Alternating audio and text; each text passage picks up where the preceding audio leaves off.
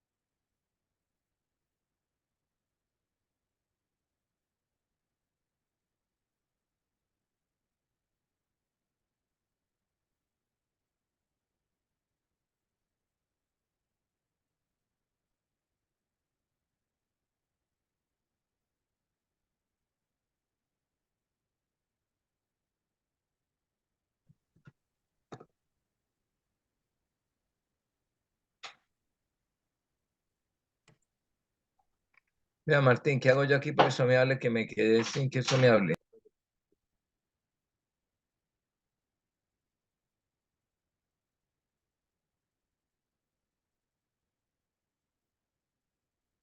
Bueno, me dices cuando ya.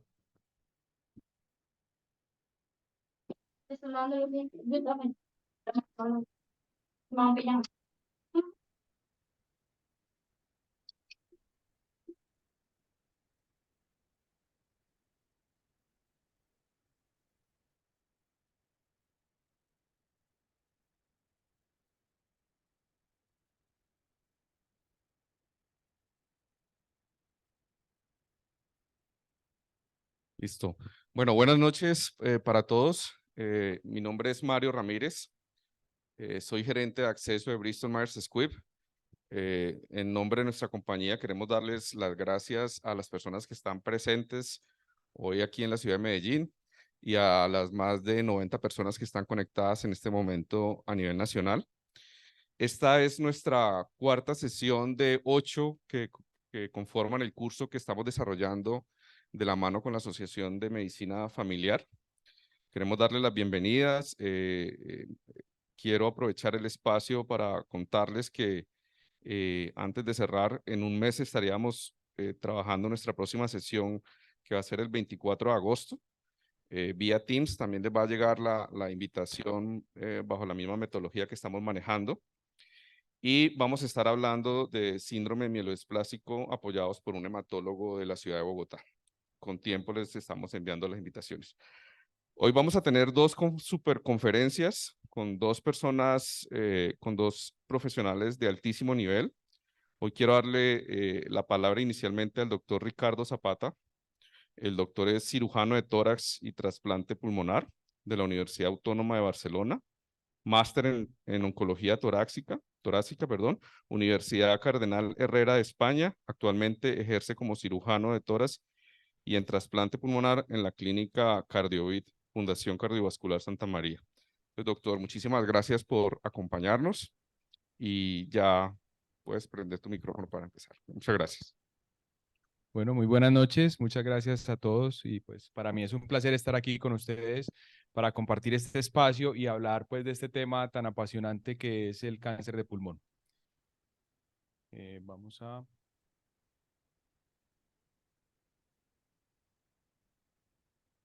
Vamos a hablar entonces del cáncer de pulmón y de la importancia que tiene el hacer un diagnóstico temprano en el trasplante de en el cáncer de pulmón, perdón, y por qué debemos llegar a ese diagnóstico temprano, ¿cierto? Estos son mis conflictos de interés.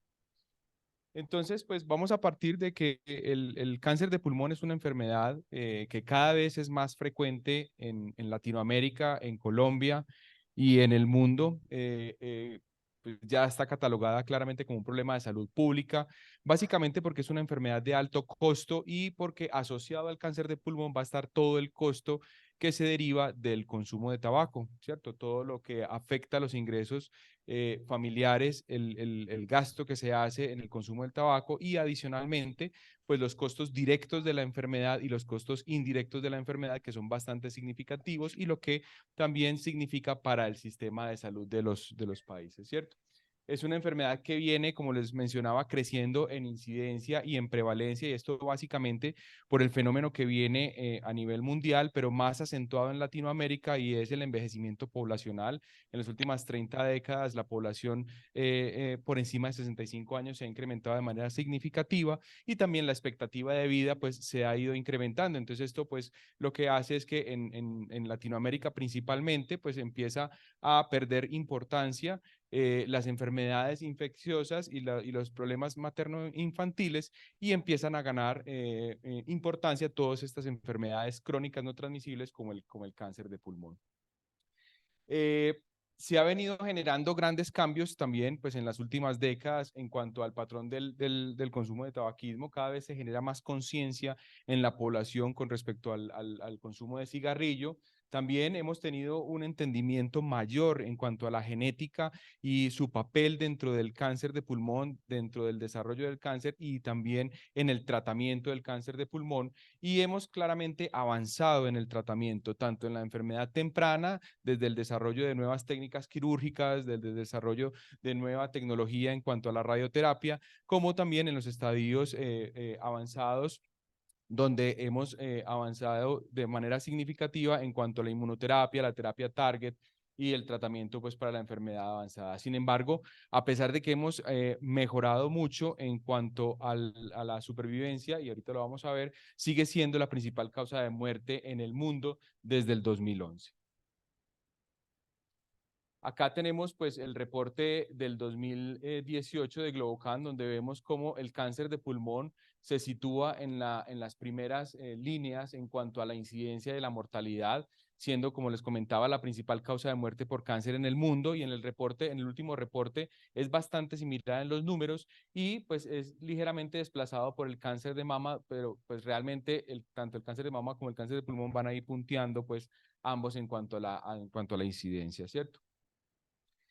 La variación en cuanto a la incidencia, pues depende un poco de varios factores y uno de los factores más importantes va a ser el desarrollo socioeconómico de los países y el hábito tabáquico que vemos dependiendo de cada país y su desarrollo socioeconómico. Sabemos que a menor desarrollo socioeconómico hay una mayor incidencia de tabaquismo y que en los países desarrollados, en Europa y en Estados Unidos básicamente, pues realmente se han logrado políticas de control de tabaco mucho más efectivas que las que, por ejemplo, se presentan en Latinoamérica o en Asia, por ejemplo. Entonces vemos así como alrededor del 80% de los fumadores y el 50% de las muertes directas por cáncer de pulmón se van a presentar en estos países en vía de desarrollo o con un índice de desarrollo bajo medio, ¿cierto? Y vemos también cómo la incidencia en los países desarrollados en mujeres ha ido incrementándose. Entonces, lo que vemos es que en los países que están en vía de desarrollo o con un bajo nivel socioeconómico, las mujeres fuman mucho menos, los hombres fuman mucho más, pero en los países desarrollados, las mujeres fuman más o menos en una proporción similar a los hombres.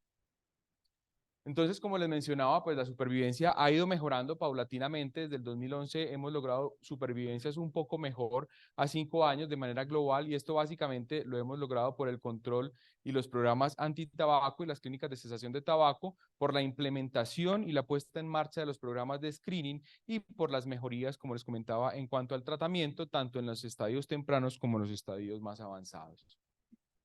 Sin embargo, pues la supervivencia del cáncer de pulmón va a estar directamente relacionada con el estadio de la enfermedad. Y aquí radica la gran importancia de que podamos hacer un diagnóstico en estadio temprano, ¿sí? Porque realmente es el chance que tenemos de curar al paciente. Una de las cosas más importantes que tenemos que tener en mente para poder hacer un diagnóstico temprano de la enfermedad es conocer cuáles son esos pacientes que van a estar en riesgo de desarrollar cáncer de pulmón. Los dos principales factores de riesgo van a ser el tabaquismo y la edad. Sin embargo, vamos a tener un grupo que cada vez es mayor de pacientes que nunca han fumado y que van a desarrollar cáncer de pulmón y tenemos que tener los ojos muy abiertos para este grupo de pacientes para poder conocer y poder sospechar en ellos cuáles pueden ser los potenciales pacientes que tenemos que hacer más exámenes e indagar más, ¿cierto? Vamos a tener factores de riesgo que son no modificables y factores de riesgo que son modificables. Dentro de los no modificables, entonces vamos a tener el sexo, ¿cierto? Sabemos entonces que las mujeres en términos generales van a tener una mejor supervivencia, ¿sí? Vamos a saber, también van a ser más frecuente la incidencia de adenocarcinoma en mujeres, ¿sí? Y también la mortalidad va a ser mejor, va a ser menor en las mujeres. En cuanto a la edad, entonces, pues sabemos que el cáncer de pulmón es una enfermedad de personas mayores, de viejos. La edad media al momento del diagnóstico va a ser de 70 años y la edad media al momento de la muerte por cáncer de pulmón va a ser de 72 años. Es muy raro por debajo de los 50 años y casi excepcional por debajo de los 40. Y vemos que el grueso de los pacientes va a estar entre los 65 y los 75 años. En cuanto a la raza, también vamos a tener variaciones, entonces los hombres afroamericanos van a tener mayor riesgo y las mujeres blancas van a tener mayor riesgo con respecto al contrario, ¿cierto? Uno de los factores pues, que más se ha venido avanzando ha sido los factores genéticos, ¿cierto? Y el entendimiento de la genética en el cáncer de pulmón nos ha permitido acercarnos más a los tratamientos dirigidos para los pacientes y entender los tratamientos personalizados como una de las mejores opciones para estos pacientes, ¿cierto? Entonces, pues, básicamente hemos ido aprendiendo que hay un balance o un desbalance entre la activación o la inactivación de ciertos genes, ¿cierto? Donde vamos a tener daños genéticos, epigenéticos, que finalmente, pues, eso se va a traducir en una alteración de la regulación del ciclo celular y en una tumorgénesis, ¿cierto? Entonces vamos a tener diferentes tipos de mutaciones, ¿sí? Y vamos a tener también alteración a nivel de las células de las telomerasas y eso pues finalmente se traduce en una angiogénesis mantenida que pues va a facilitar el desarrollo del cáncer, ¿cierto? Entonces hemos entendido también que hay un patrón familiar importante en el cáncer de pulmón, ¿sí? Y que vamos a encontrar pues que ciertos pacientes, sobre todo pacientes más jóvenes, van a tener estas líneas familiares y que es relevante entonces cuando el paciente nos dice que su papá, su hermano, ¿sí? O su abuelo han tenido cáncer de pulmón, entonces tenemos que prender las alarmas porque este paciente puede también desarrollar cáncer de pulmón. El estado socioeconómico o el factor socioeconómico, como lo hablábamos ahorita, es un factor muy relevante y va a ser un factor sobre todo importante en Latinoamérica. Recordemos que en Latinoamérica una proporción importante, más del 50% de la población vive en áreas rurales y sus condiciones socioeconómicas son precarias. Hemos visto entonces que la incidencia de cáncer de pulmón y la mortalidad de cáncer de pulmón en esas áreas es mayor. ¿Por qué? Posiblemente porque hay una mayor exposición al tabaco. La exposición al tabaco inicia a edades mucho más tempranas, hay una exposición mucho más intensa, más ardua, ¿sí? Y adicional a esto, pues entonces el nivel educacional hace que las personas sientan que al estar asintomáticos no hay que consultar, entonces creen poco en los programas de screening, creen poco en el tratamiento de la enfermedad, entonces a la vez pues esto aumenta las barreras de acceso a los hospitales y al diagnóstico temprano de los pacientes, ¿sí? El tabaquismo, como mencionábamos, entonces ya dentro de los factores externos y quizá el principal factor modificable y donde podemos hacer e impactar de manera primaria a estos pacientes va a ser el tabaquismo, ¿cierto? Ya pues, se ha declarado desde hace tiempo como una enfermedad crónica, una enfermedad adictiva, y sabemos que el tabaco va a ser responsable hasta del 80% de los pacientes, de los diagnósticos de cáncer de pulmón y hasta el 90% de las muertes por cáncer de pulmón. Sabemos que el tabaquismo es una enfermedad con una alta prevalencia, esa prevalencia va a oscilar dependiendo, pues como veíamos ahora en los mapas a nivel mundial, donde tenemos prevalencias tan altas como del 60% de la población en Asia, ¿sí? Y en Colombia tenemos una prevalencia alrededor del 18 al 20% de tabaquismo, siendo Antioquia el área de Colombia donde más prevalencia de tabaquismo hay. Entonces, ahí tenemos mucho para trabajar también, ¿cierto? Pues como les mencionaba entonces, responsable hasta del 80%, el factor más importante en la génesis del cáncer, relacionado pues casi que directamente con el carcinoma escamocelular, ¿sí? El adenocarcinoma es raro, el escamocelular es raro que se presente en personas no fumadores, ¿sí? Y se ha visto pues también que el cigarrillo puede generar mutaciones directas en los pacientes. Otro de los factores importantes va a ser el tabaquismo pasivo, que pues por mucho tiempo o por muchos años se despreció el tabaquismo pasivo como un factor de riesgo importante para el desarrollo de cáncer de pulmón, pero cada vez vemos como el tabaquismo pasivo es muy importante y sobre todo en las mujeres nunca fumadoras se transforma como uno de los principales factores de riesgo, ¿sí? Las exposiciones ocupacionales van a generar también o van a ser un factor de riesgo muy importante y sobre todo cuando tenemos un paciente que no tiene como historia relevante el tabaquismo, los factores exposicionales y aquí principalmente el radón va a ser uno de los principales factores de riesgo, siendo la principal causa de cáncer en personas no fumadoras. El radón pues es un gas que se encuentra en el subsuelo y que además se ha visto que no solo las personas que están relacionadas directamente con el oficio de la minería pueden desarrollar cáncer de pulmón relacionado con el radón, sino que también pues personas que están en otras actividades, pero que en esa área se ha detectado niveles altos de radón, ¿cierto? También hay otros factores exposicionales como el asbesto, el arsénico, el sílice. otros como el níquel, el berilio, ¿cierto? En diferentes actividades agropecuarias, pues vamos a encontrar estas exposiciones que van a ser importantes y por eso es relevante pues siempre ser como muy incisivos en la historia clínica del paciente para conocer todos estos factores, porque repito, el factor más importante que yo tengo o el punto más importante que yo tengo como médico de acceso al paciente, sobre todo pues ustedes como son los médicos que van a tener pues, el primer contacto con la gran mayoría de los pacientes, es ser incisivos en cuáles pueden ser esos factores de riesgo que tiene el paciente, que nos tiene que hacer pensar, este paciente hay que ir más allá, tenemos que hacer algo más, no lo podemos perder de vista porque es un paciente que puede tener un cáncer de pulmón. La polución va a ser otro factor de riesgo también importante, también es un factor difícil de cuantificar, pero que pues principalmente en Asia se ha podido pues determinar que es responsable hasta del 1 al 2% de los pacientes con cáncer de pulmón. El humo doméstico es otro factor muy relevante, sobre todo en Latinoamérica y en Asia, hasta el 40% de los hogares urbanos y hasta el 90% de los hogares rurales van a utilizar algún tipo de combustible sólido, ya sea para la calefacción o para cocinar, ¿cierto? Y específicamente en Sudamérica, pues se utiliza mucho la leña aún en las áreas rurales y se ha visto cómo entonces estos factores están pues, relacionados directamente con la aparición de cáncer de pulmón, generando un riesgo hasta de 2 veces más en esos pacientes que tienen esas exposiciones. Y también hay un estudio mexicano que encontró que los pacientes con cáncer de pulmón, hasta un 35% de esos pacientes tenían exposición a biomasa y que esos pacientes a su vez tenían una mayor prevalencia de adenocarcinoma y de mutaciones del EGFR. Van a haber otros factores también muy importantes. Aquí las enfermedades pulmonares crónicas cobran una relevancia significativa porque la mayoría de estos pacientes van a tener concomitante el factor del tabaquismo, ¿cierto? Entonces los pacientes con EPOC o con EPID van a tener 7 veces más riesgo de desarrollar cáncer de pulmón. Entonces, por ejemplo, cuando ustedes estén en un programa de enfermedad pulmonar crónica, ya de antemano sabemos que ese grupo de pacientes que tenemos ahí con EPOC y con enfermedad pulmonar intersticial difusa son pacientes que siempre tenemos que estar muy atentos porque son pacientes que van a desarrollar cáncer de pulmón con una mayor frecuencia que pacientes que no tienen esta enfermedad.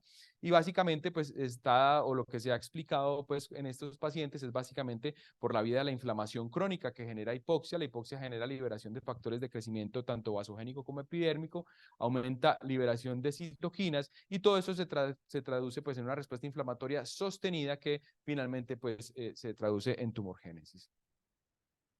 Las infecciones también se han visto implicadas en el desarrollo de cáncer de pulmón, sobre todo cobra importancia el PBH y sobre todo el PBH16, donde hasta el 20% de los pacientes con cáncer de pulmón pueden tener trazas de virus, de estos virus de PBH en estos pacientes. También la tuberculosis tiene una relación directa con la aparición de cáncer y no es infrecuente que los pacientes con cáncer desarrollen tuberculosis o que los pacientes con tuberculosis que han tenido episodios repetidos de tuberculosis finalmente terminen desarrollando cáncer de pulmón.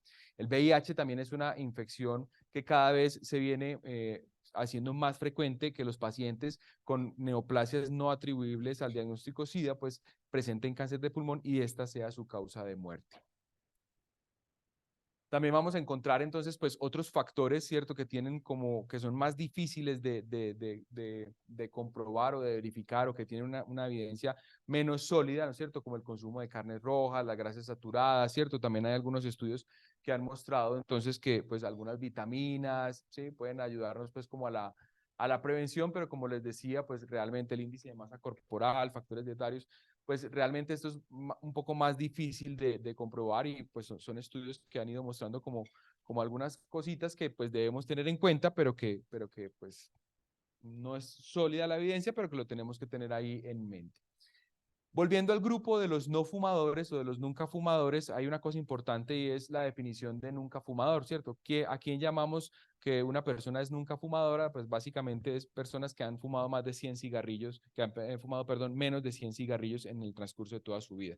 Ese se considera como una persona nunca fumadora. Y una persona que se le dice que tiene el antecedente de extabaquismo, es aquella persona que ya lleva mínimo un año de abstinencia. Si esa persona no ha cumplido un año de abstinencia, se le considera como tabaquista activo por la alta tasa de recidiva en estos pacientes durante el primer año, ¿cierto? Entonces, en estos pacientes nunca fumadores, ¿sí? Vamos a tener que tener la mente un poco más abierta a buscar otros factores de riesgo, ¿cierto? Vemos además que tienen como unas características especiales. La mayoría de los pacientes nunca fumadores con cáncer de pulmón van a ser mujeres. Su mortalidad es similar a la de los hombres. Estos pacientes van a tener mayor prevalencia de mutaciones, tanto el FGR, ALK como el ROS1. El escamocelular es raro en este grupo de pacientes, ¿sí? Y la tasa de mutacional tumoral pues también va a ser menor en los nunca fumadores.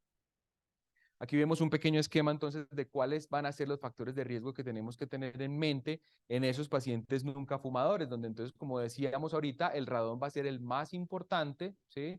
Los pacientes con enfermedad pulmonar crónica, la exposición a biomasa, a carbón, a humo de leña, ¿sí? La historia familiar, la historia ocupacional y las infecciones. Entonces tenemos que tener en mente todos esos factores para variar pues como el esquema de paciente tabaquismo igual a cáncer, sino que también tenemos que tener en mente ese pequeño grupo de pacientes, ¿cierto?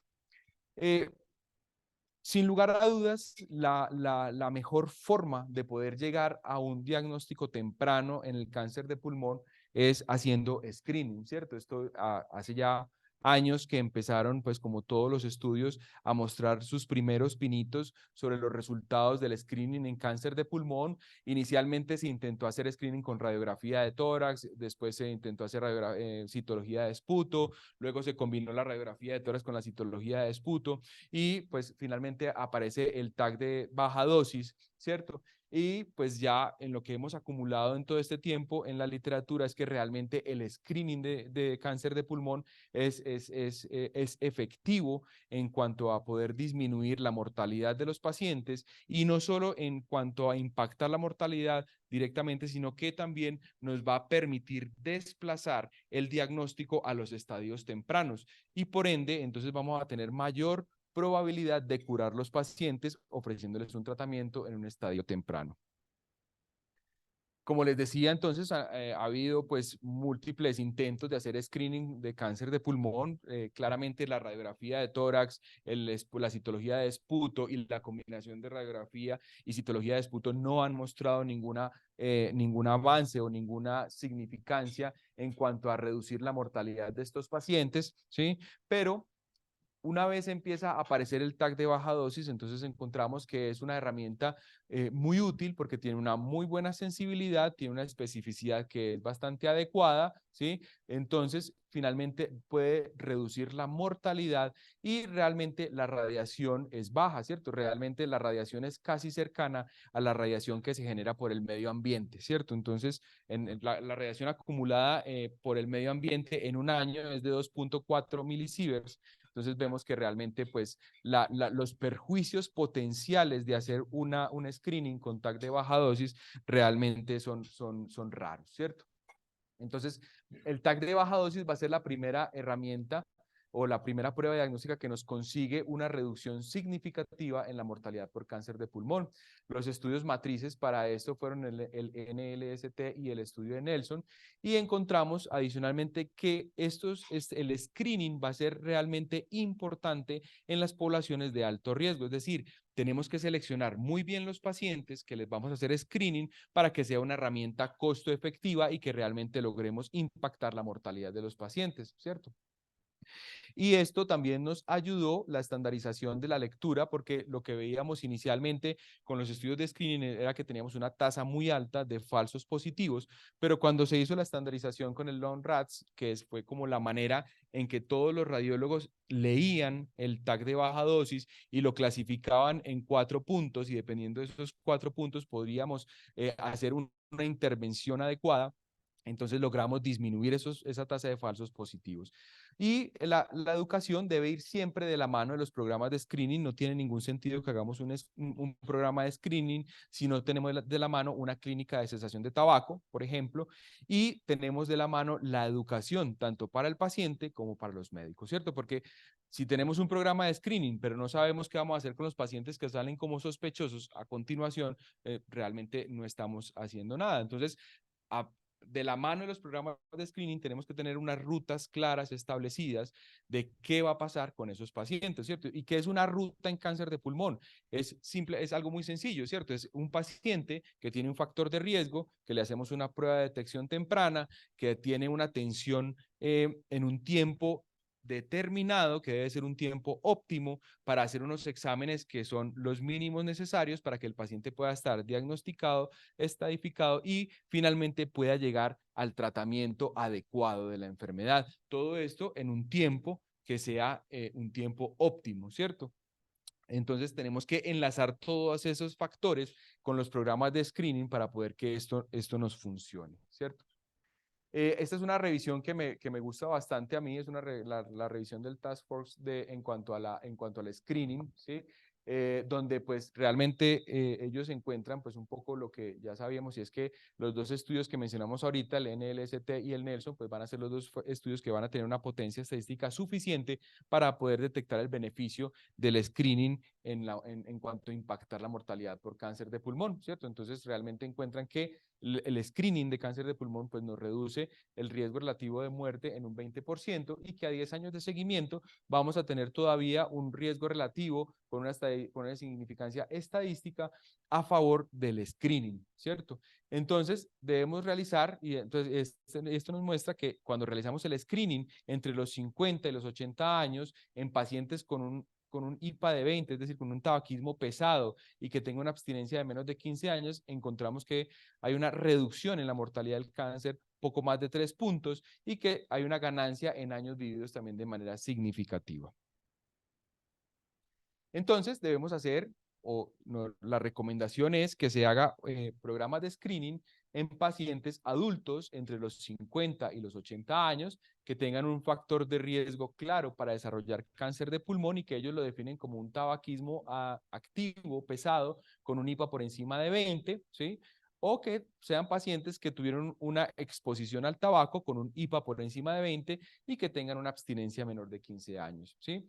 Y deberíamos parar o no deberíamos hacer screening cuando tengamos ya una abstinencia mayor a 15 años o cuando tengamos un paciente que tenga una limitación funcional o una enfermedad que le condicione el pronóstico. Es decir, si nosotros tenemos un paciente, por ejemplo, con un EPOC grave, oxígeno requiriente, que ya está en un estadio pues avanzado de su enfermedad pulmonar obstructiva crónica, pues realmente el pronóstico va a estar más marcado por ese EPOC grave que por el cáncer. Entonces no tiene ningún sentido que hagamos un screening en un paciente de estos donde no vamos a impactar tampoco pues el tratamiento si lo llegásemos a diagnosticar, ¿cierto?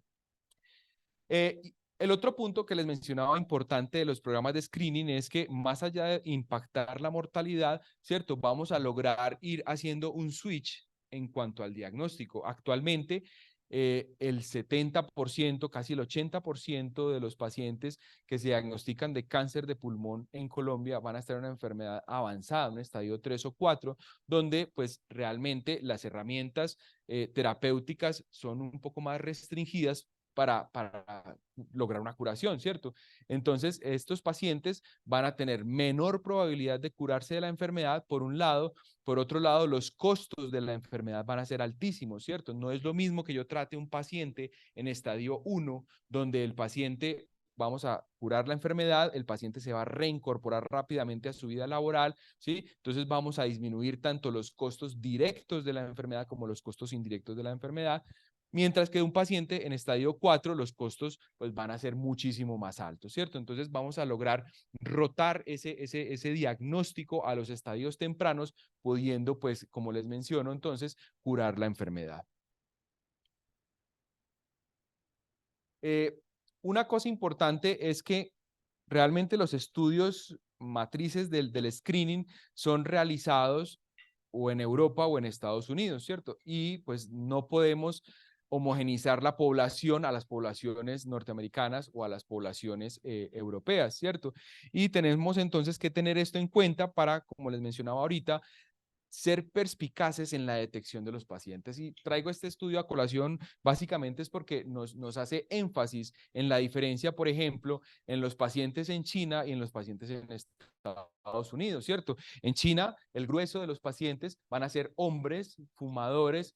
El 95% de las mujeres chinas que no tienen cáncer de pulmón son no fumadoras y el grueso de esas pacientes, las lesiones que van a tener no van a ser lesiones sólidas, sino que van a ser lesiones subsólidas o vidrios esmerilados, ¿cierto? Entonces, esto se sale un poco de los esquemas y de lo que proponen los estudios, ¿cierto? Pero no debemos dejar de lado entonces el screening, porque entonces nosotros somos diferentes, ¿cierto? Que la población nuestra es diferente o se parece un poco más, ¿cierto? Entonces, simplemente esto es como para que tengamos en cuenta que hay que tener la mente abierta, que no nos podemos ser pues como sesgados exclusivamente a paciente entre 50 y 80 años con tabaquismo. Si el paciente se sale de ahí no tiene factor de riesgo, no, tenemos que tener otros factores. Y por otro lado es también que también hay estudios como el BRED-1, que es un estudio que se hizo en Brasil, probablemente el primer estudio grande en Sudamérica en cuanto a screening, donde se demostró que el screening en los países latinoamericanos es igual de efectivo y que esa efectividad es independiente a la alta incidencia de enfermedad granulomatosa tipo tuberculosis, ¿cierto? Entonces eso también es importante que lo tengamos en cuenta.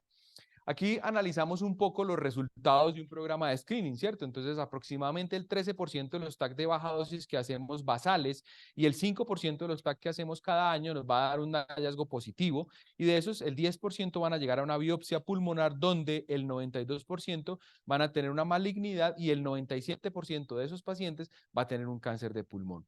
De ese 97% de los pacientes, prácticamente el 90%, 85% va a estar en un estadio 1, donde la supervivencia a 10 años va a ser el 88%.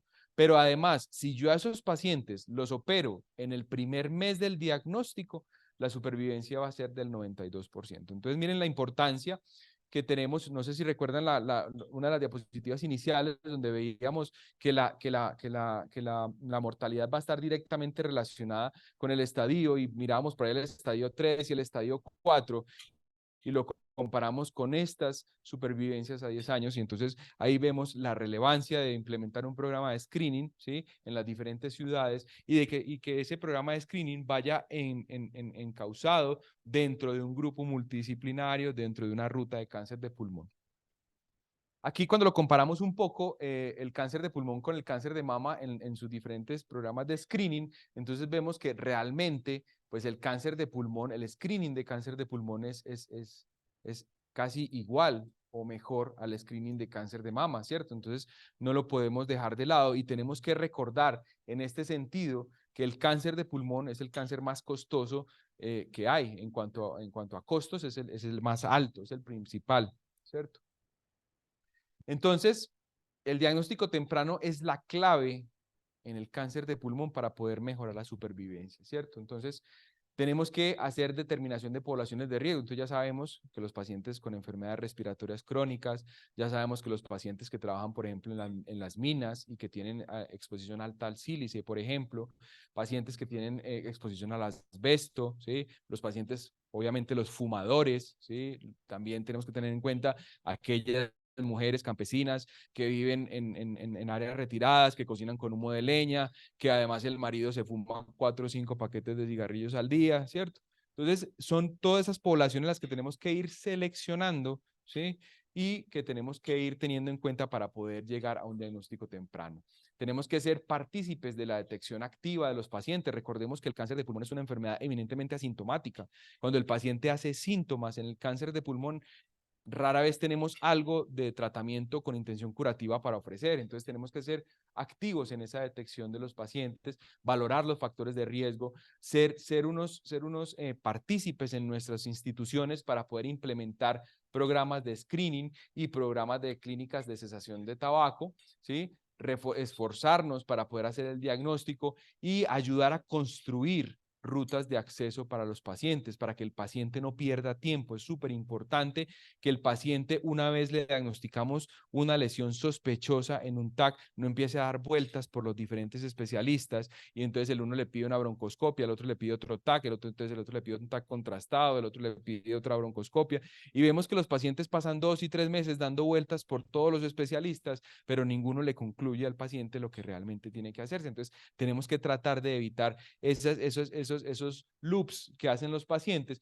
y eso lo vamos a lograr a través de las rutas de acceso de los pacientes, ¿cierto? Y no debemos olvidar la educación, tanto a los médicos como a los pacientes, para que tengamos conciencia y empecemos a romper todos esos mitos, ¿cierto? El cáncer de pulmón en nuestra sociedad tiene una barrera muy grande, y es los mitos que tienen los pacientes con respecto a la enfermedad. Entonces, usted le dice a una persona de un pueblo o del campo que pues se levanta a las 4 de la mañana a trabajar, ¿sí? Trabaja todo el día, el señor no se asfixia, no siente nada, que tiene un cáncer de pulmón y que hay que operarlo, y él dice, me van a alborotar la enfermedad, ya, yo para qué me voy a operar si es que yo tengo que trabajar y tengo que producir y tengo que mantener mi familia. Entonces tenemos que educar a los pacientes para que rompamos todos esos mitos y rompamos esas barreras tan importantes que aún tenemos.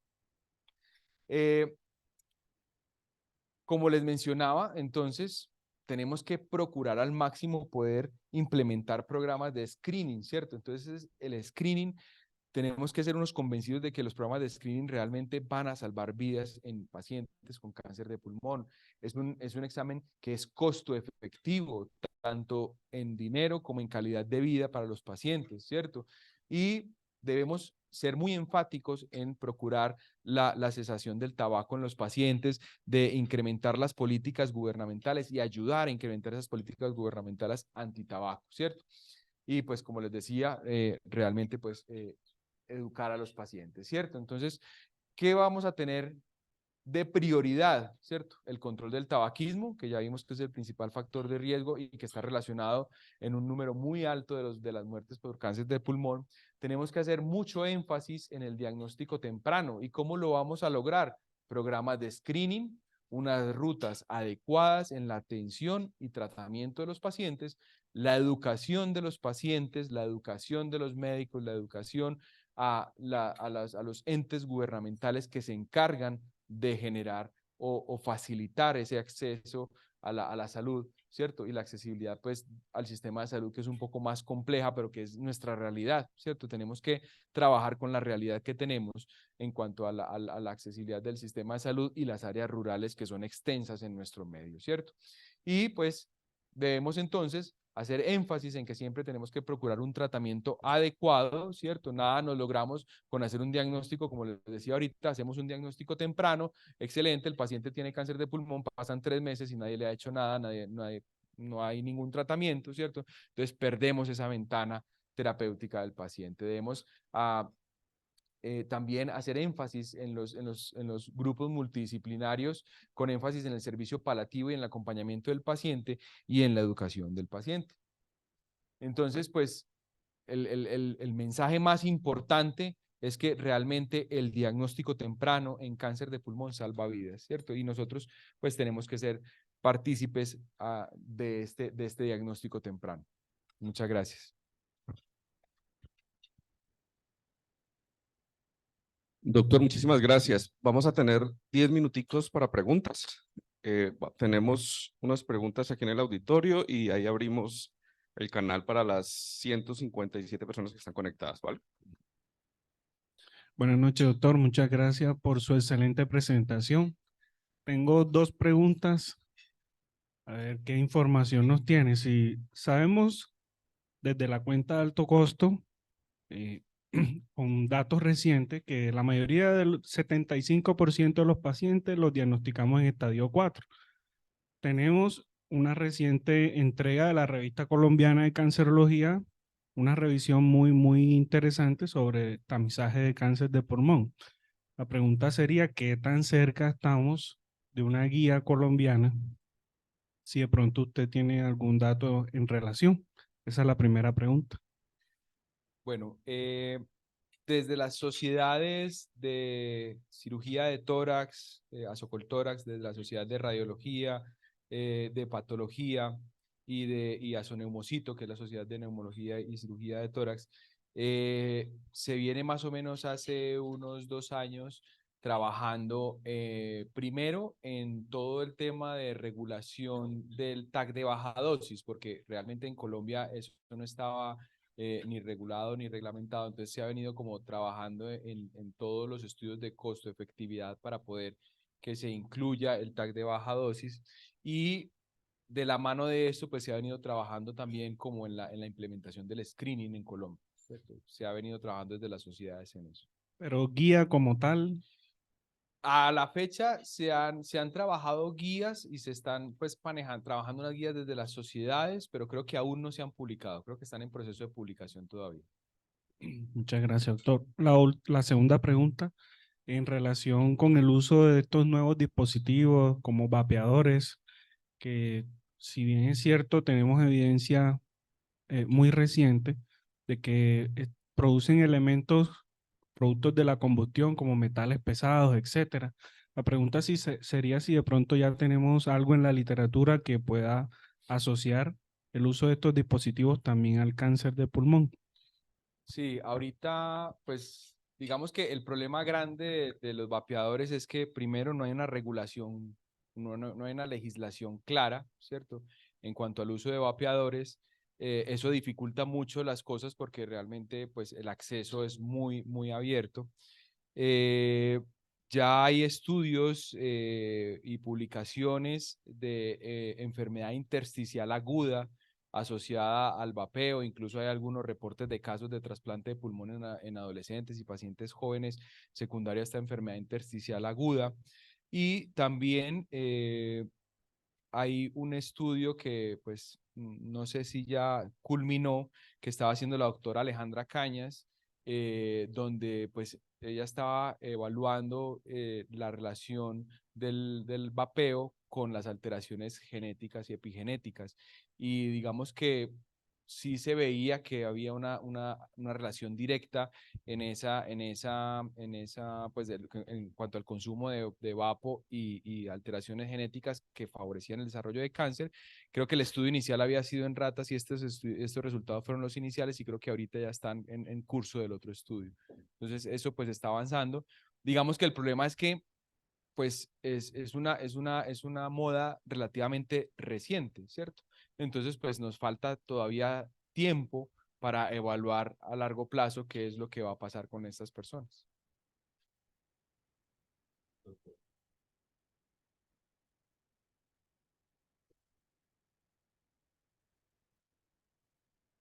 Doctor, buenas noches. Muchísimas gracias por esta charla que nos brinda acá a los médicos que hacemos parte de la Sociedad Médica de Medicina Familiar. La pregunta va orientada a lo siguiente. ¿Tenemos ya algún resultado o alguna experiencia en algún modelo implementado, sea en un IPS, para estos programas de screening que se han venido pues mostrando aquí en Colombia? Yo diría que Sura ha sido como el primero que ha tratado de implementar pues el sistema de screening con TAC de baja dosis. Eh, ellos han ido como implementando en la identificación de poblaciones de riesgo, pues realmente ellos son como muy estructurados en cuanto a definir su población asegurada. Entonces, pues ya me ha tocado ver varios pacientes que los llaman directamente porque tienen algún factor de riesgo y los enrolan pues en este programa con un TAC de baja dosis y finalmente pues terminan. Hay varias instituciones ya que tienen rutas de pulmón, pues o que se están estableciendo rutas de pulmón, ¿cierto? En Clínica Vida se está trabajando en la elaboración de la ruta de cáncer de pulmón.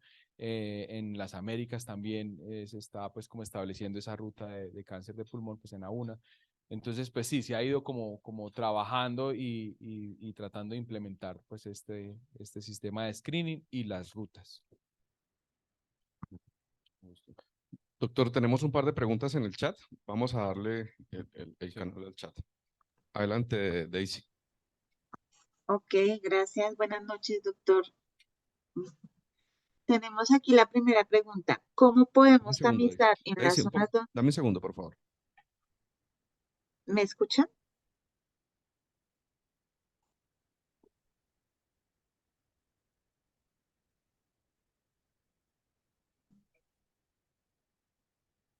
¿Ahí me escuchas, Mario?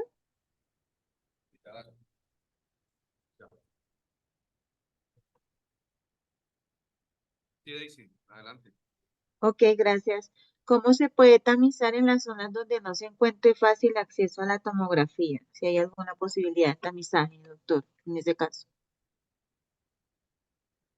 No sé si me la puedes retransmitir porque no escuché.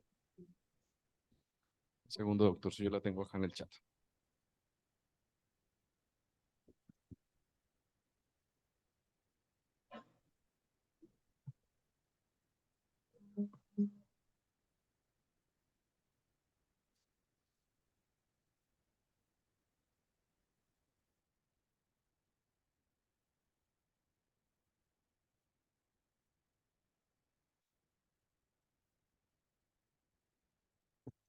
Daisy, ¿tú la puedes escribir en el chat? O me la mandas por el WhatsApp, yo las voy leyendo acá, ¿vale? Sí, señor.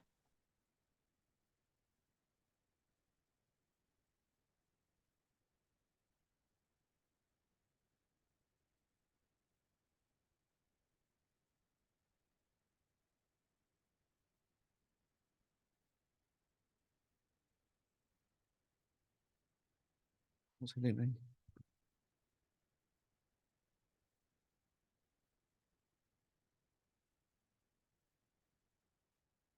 Doctor, ya la vamos a ver. ¿Conoce de algún avance en biología molecular que pueda ser aplicable al tamizaje de este tipo de cáncer? Realmente en el momento no hay nada pues que esté como estandarizado en cuanto a biomarcadores y otras pruebas adicionales al TAC de baja dosis, ¿cierto? Realmente en este momento la evidencia gruesa es con el TAC de baja dosis. Ok, doctor. Y tenemos una última pregunta sobre, ¿se tiene parametrizado el CUPS para solicitar el TAC a baja dosis? Eso es lo que les comentaba, que se está trabajando desde las sociedades. Se tienen que hacer primero unos estudios de costo-efectividad para ya luego, pues, como completar todo el proceso y se le pueda asignar el CUPS al TAC de baja dosis. Eso es lo que se está trabajando en el momento. Ok, doctor. Muchísimas gracias por su excelente presentación. Vamos a pasar a la siguiente espacio. Nos acompaña ahora el doctor Erwin Castillo. El doctor es médico internista de la Universidad del Rosario de Bogotá, hematología y oncología clínica de la Universidad Militar de Nueva Granada y actualmente trabaja aquí en Medellín en el Hospital Manuel Uribe Ángel. Doctor, muchísimas gracias. Bueno, ya tiene el presupuesto.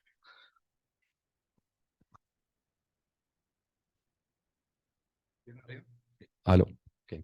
Bueno, primero que todo, buenas noches a todos. Gracias a Bristol por la invitación. Pues nada, después del doctor Zapata, que me dejó esta vara tan alta, es complicado hacer una exposición tan buena como la que él nos presentó. Lo primero que quisiera decirles es que el tema de sensibilizar a la población es importante, pero el tema de sensibilizar a nuestros gobiernos a veces es el más complejo de todos. Eh, a veces cuando hablamos del tema del asbesto, recordemos que Colombia hasta hace muy poco realmente prohibió el asbesto. Recordemos que en Italia casi 400.000 muertes fueron asumidas secundarias al asbesto de manera directa y los gerentes de estas compañías, del que fue Eternit, que era un suizo y un belga, pagaron 16 años de cárcel porque ellos conocían el efecto tóxico del asbesto y su riesgo con mesotelioma y con cáncer pulmonar. Nosotros demoramos desde que Italia pasó eso, que eso fue casi en el 2009, 2008, a Colombia 2020, pues pasaron mucho tiempo y no hemos hecho nada realmente, o demoramos mucho en hacer. Recordemos que no solamente, obviamente los tóxicos como el radón están en el subsuelo, pero hay sustancias del día a día que tienen radón.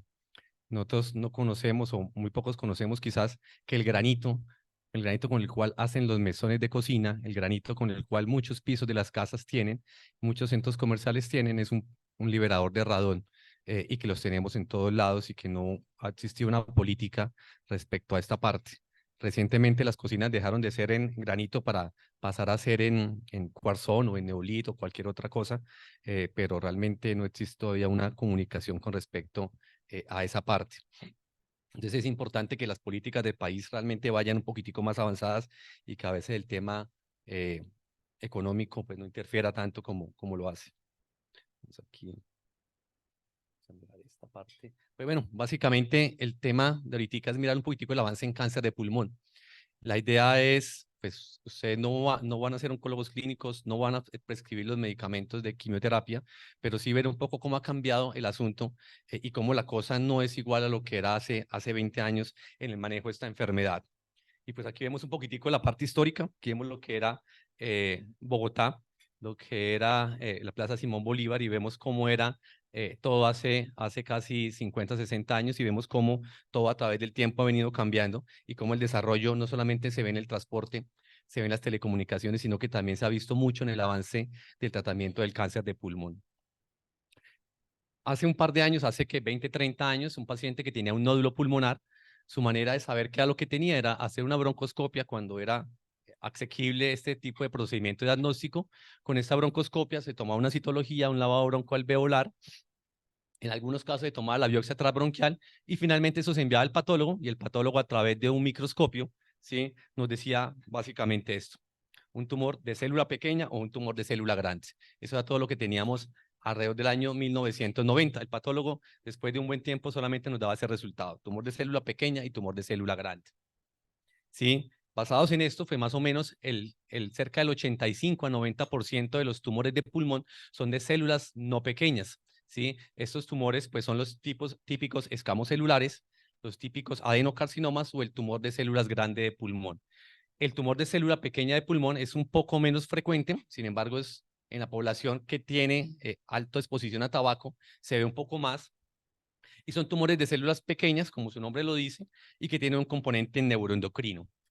La investigación realmente en oncología se dirigió a este porque es el 85% de los casos, se dirigió a este porque era uno de los tumores más frecuentes, era más fácil incluir pacientes a la hora de hacer un estudio clínico, era más fácil ofrecer beneficios a esta población y obviamente era más rentable. Obviamente vender, no sé, vender un Ferrari en Leticia, pues no es lo mismo que vender un Ferrari en Nueva York. Y pues la idea era tener un producto que buscara no solamente un beneficio para la población, sino también un beneficio a la hora de invertir en investigación.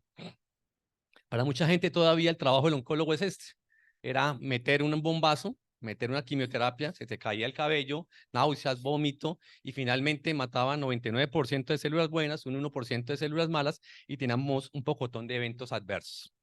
¿Sí? Sin embargo, algo histórico, recordemos que la exposición a radiación aumenta el riesgo de cáncer de pulmón, y esta ha sido la bomba más potente que fue lanzada alguna vez en la historia. Fue en el año 1961, la bomba Tsar, la detonó Rusia, en esta parte que vemos acá, y la radiación básicamente llegó a todo lo que fue la parte de Finlandia, Suecia, Noruega y a esta parte de Europa oriental. Y fue una bomba que fue 3.125 veces más potente que Hiroshima y que Nagasaki, ¿sí? Y alguna vez hablamos del potencial y tenemos miedo al potencial histórico de Rusia, pero hace no nos acordamos que en Hiroshima y Nagasaki murieron 250.000 personas y yo no sé si esto cabería dentro de la definición de crimen de lesa humanidad, que creo que nunca fue investigado quizás. Cuando los pacientes le habla uno de quimioterapia para manejar el cáncer de pulmón, todo el mundo le dice: doctor, ¿cuál me va a colocar? ¿La verde, la roja, la amarilla? O sea, y realmente las quimioterapias basadas en colores pues no existen. Eran simplemente la descripción en lo que pasaba, el líquido que se pasaba, pero las quimios no se prescriben en roja, verde o amarilla, ¿sí? Y realmente los colores los dejamos solamente para esto, para los equipos de fútbol, para los partidos políticos, y pues hablamos de fútbol, yo tendría que hablar del equipo al cual soy hincha, el único equipo que durante 74 años no ha ganado la primera estrella del fútbol colombiano, pero que aún así lo seguimos queriendo. El tratamiento del cáncer básicamente es como una pelea, es como una guerra. Esa guerra pues incluye varias cosas que podemos hacer. Cuando hablamos un poquitico del cáncer de pulmón, tenemos que remontarnos a esto, al año 95. Antes de esta fecha, muchos neumólogos decían, pues, ¿para qué tratamos un cáncer de pulmón? Realmente le colocamos quimio, es un paciente pocoso, es un paciente que no va a tener sobrevida, ¿para qué hacemos algo con estos pacientes? Y eran basados básicamente en este estudio. Este estudio del año 95 lo que hizo fue comparar o hacer un metaanálisis con todos los esquemas de quimioterapia que existían para esa fecha. Eran esquemas de quimioterapia que incluían varios agentes alquilantes y algunos esquemas que incluían 2 medicamentos, entre ellos un platino. Cuando se hizo este metaanálisis, incluyeron todos los esquemas de tratamiento e encontraron básicamente que aquellos pacientes que no recibían tratamiento para el cáncer de pulmón vivían en promedio 4 meses y cuando le colocaban quimio vivían 6 meses. Obviamente, cuando uno le hablaba esto a un neumólogo, me acuerdo mucho el doctor Darío Maldonado, en Bogotá, en la cardioinfantil, y decía, ¿para qué tratamos un cáncer de pulmón si el paciente va a vivir 2 meses pegado a un oxígeno en una calidad de vida pésima y no tiene sentido invertir tiempo, dinero y toxicidad en algo que realmente no impactaba? Sin embargo, después de ese estudio, que se dieron cuenta que los esquemas que incluían platino, era básicamente esos que teníamos acá, tenían unos mejores resultados, hicieron un estudio donde básicamente metieron todos esos esquemas. Y cuando metían todos esos esquemas de tratamiento, empezaron a ver que la sobrevida pasaba, en los esquemas que usaban platino, pasaban de los 6 meses hasta cerca de los 9.5 a 9.9 meses. Es decir, ya hablábamos de que la sobrevida por lo menos se estaba duplicando. 9.9 meses, yo sé que para muchos dirán 9.9 meses no es mucho, pero realmente a partir de pequeños pasos, pues logramos grandes avances con respecto al tratamiento del cáncer de pulmón. Y pues basados en esa parte, empezamos a ver que los pacientes con cáncer de pulmón, pues podíamos dividirlos en adenocarcinomas, carcinomas de células grandes para el tipo de histología no escamosa y para el tipo de histología escamosa que corresponde a alrededor del 30% de los pacientes. El adenocarcinoma de pulmón, pues tenemos estos tipos histológicos diferentes que tienen un comportamiento inclusive variable. Tenemos el epídico, el acinar, el papilar, el mucinoso, el coloide, que son tumores que hacen parte del grupo de los adenocarcinomas, pero algunos de ellos tienen un comportamiento más lento y otros un comportamiento un poco más agresivos. Pero ya empezamos a ver que de punto histológico, no solamente es célula pequeña y célula grande, sino que el célula no pequeña se subdivide en muchos tipos histológicos y que esto pudiera cambiar un poquitico el resultado del tratamiento de los pacientes. Y esto permitió básicamente que este estudio, el estudio que comparó gencitabine cisplatino versus pemetrexed cisplatino en esquemas de quimioterapia, empezaron a compararlo en los diferentes tipos histológicos. Cuando vieron ellos en adenocarcinoma, los resultados comenzaban a mejorar, dado que básicamente en el esquema que recibía gencitabine cisplatino, la sobrevida en promedio era 10.9 meses y cuando colocábamos este nuevo medicamento que era el pemetrexed, la sobrevida nos empezaba a pasar a los 12 meses, de 4, 6, ya estamos hablando de casi un año de sobrevida para estos pacientes. Y los pacientes de células grandes también veníamos un beneficio cuando usábamos el pemetrexed, pero cuando usábamos este esquema de quimioterapia pemetrexed con cisplatino, en el carcinoma escamocelular veíamos que los resultados no eran tan buenos como cuando usábamos gencitabine. Entonces ya empezamos a ver que todos los cánceres no se dividen en célula pequeña, célula no pequeña, sino que la variable histológica nos permite predecir cuál esquema de quimioterapia puede ser mejor para estos pacientes. Ya en el año 2012 tenemos esto, que es básicamente empezamos a mirar cómo tratar los pacientes un poco mejor. Antes, el esquema de tratamiento para el paciente con cáncer de pulmón metastásico incluía 4 a 6 ciclos de quimioterapia en dupleta, pemetrexed más cisplatino, pero esos pacientes no quedaban curados. Después de estos 4 a 6 meses, ¿qué hacer con estos pacientes? Porque la enfermedad seguía activa.